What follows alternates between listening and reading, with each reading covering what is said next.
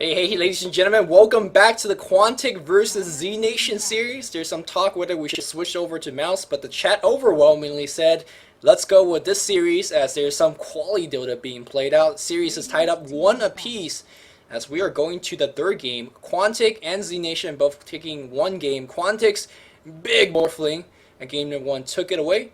Game 2 though, the return of the Morphling from CRZ as they claim that game. So Nebula and I are both wondering, I'm sure a lot of the people in chat are wondering as well, who is going to get the Morphling in this game? Who is going to ban the Morphling if it ever comes to that case? Now, Radiant does have the first pick. So, do we first pick Morphling? That is a question that Nebula and I had discussed it. So, we will see how this goes. Radiant team ban. Of course, this is the middle of the West Qualifier cast, as the entire qualifier will be brought to you guys by DotaCommentaries.com. In fact, the East Qualifier was casted by our very own LD, so if you missed those, you could definitely check them out from DC. I'm not sure whether Nebula is talking to his cat or his baby or whatever. Hopefully he is coming back though, because we are approaching the moment where we either ban the Morphling or we let it pass.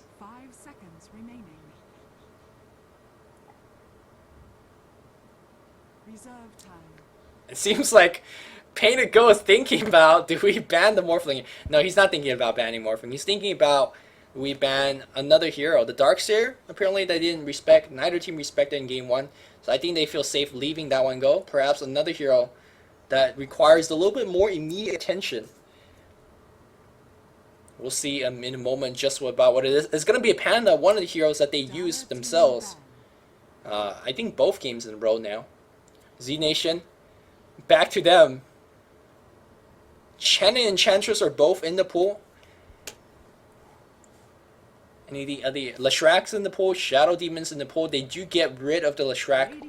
So yeah, Quantic can go into the Morphling themselves. No, they're not going to Morphling. They're going to pick up a Chen. So saying, yes, you can have the Morphling.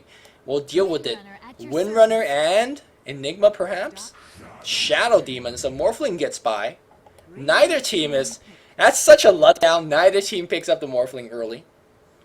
We pick the Morphling now, right? If you're Quantic, you go Enigma Morphling. But we'll see. Enigma is Enigma's jungle role is not going to be there anymore, as Chen is going to take that one up. Although Enigma can long lane. Windrunner, who has been employed by 2 games in a row by Solera, now goes to the other side. 10 seconds remaining. It is going to be a Morphling and a Crystal Maiden second pick, so Korok will have his big morph. And, oh no! Missed it! Yeah, you missed it. Actually, Quantic first pick Chen. I was like, okay, here comes the Morphling from zNation, right? No, they're like Windrunner, Shadow Demon. They're not respecting it. No, wait a minute. Why does Quantic have the first pick? Why not? Quantic got the first pick in game 2. Radiant team back. No, they didn't. Yeah, they grabbed Windrunner first, remember? They first picked Windrunner, and then zNation followed it up by grabbing Morphling and another perhaps hero. It's not rotation, it's just random. Ah, it must be just purely random for game 3? Yeah, I guess so. That's possible. That said, Quantic able to pick up... What am I listening to? What? Oh, I have the freaking other stream open. I'm like hearing Daft Punk's One More Time in the background. I'm like, what's going on? Alright, anyway. So I drank some pure battery acid a second ago, and that was disgusting. So I had to go get some water. Apologize for that. As well, I had to set out chicken for dinner, so I had to do that. Anyway, so we see a winner again as the first... No, I'm sorry, Chen was the first pick. That's right. So then we see a winner, Shadow Demon, followed by Morphling and Crystal Maid, and then zNation picks the Anti-Mage. And as you mentioned in Game 2, Anti-Mage is a pretty natural foe for Morphling. Now, they kind of interact interestingly because, of course, Morphling can make a replicate of Anti-Mage, which is going to be quite powerful, as well as being able to mana burn away Anti-Mage's mana so he can't use his ultimate or blink away. It does create a very strong thing that he can create an image of. But by the same token, Morphling has a very high mana pool because he buys so many stats, and Anti-Mage can easily burn that down and just annihilate him, as well as easily like a Crystal Maiden who may be near him. They also have a Shadow Demon, which, by the way, does decently against Morph, whether it's going to be protecting your teammate from the shotgun or just replicating a Morphling for some big stats big illusions on the late game. I mean, 8 seconds for 2 morph illusions, that can be enough to pick off a Crystal Maiden or a Chen, depending what item that morph has. But here comes the Darkseer ban, the first time in this series. Wow. Darkseer made it to the second ban phase. I know. These teams don't care about Darkseer at all. They just do not. They do not care. Which is very interesting. I mean, I guess that both teams are based around the farming of one hero, which it seems to be what they're doing, right?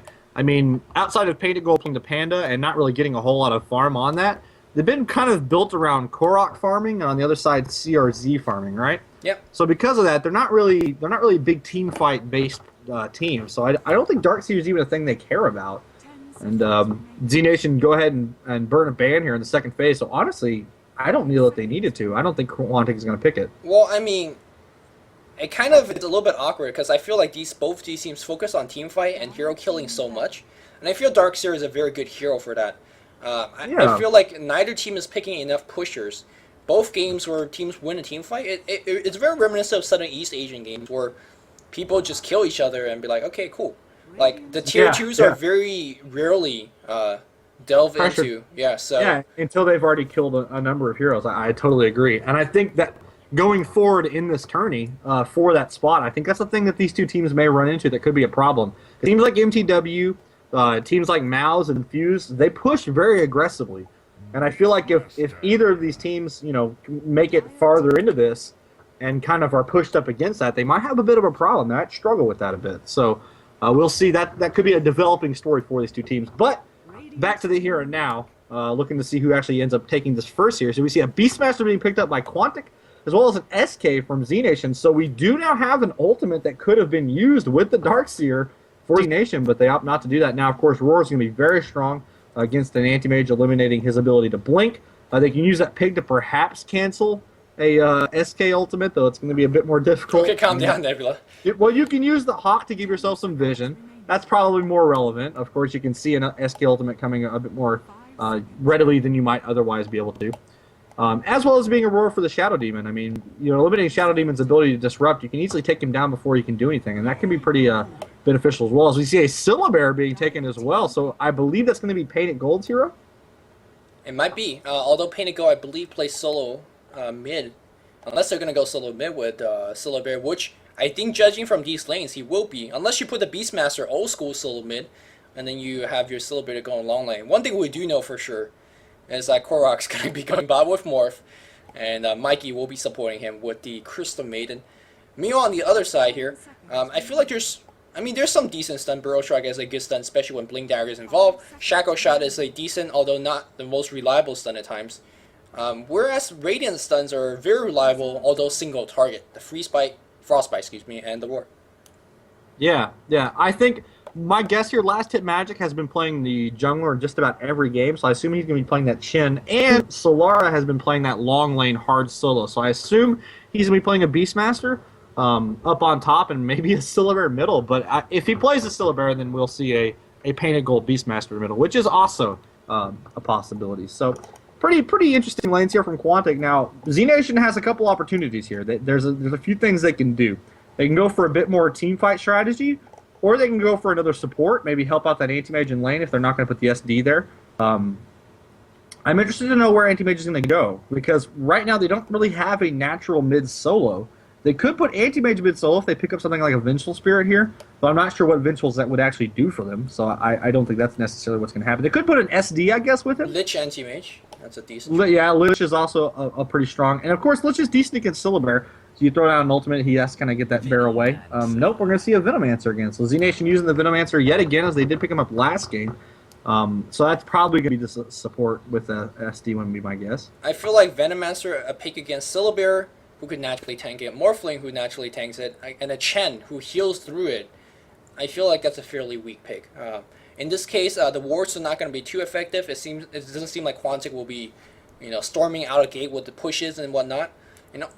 At late game, he's just free for that shotgun Morphling. If Korok does build that build, and I think he will, I just don't like that pick. Like, what does that pick do aside from laning, I guess, decently? My guess is that Venomancer is a hero that they feel very comfortable using, and that perhaps, like, as players, they're good with.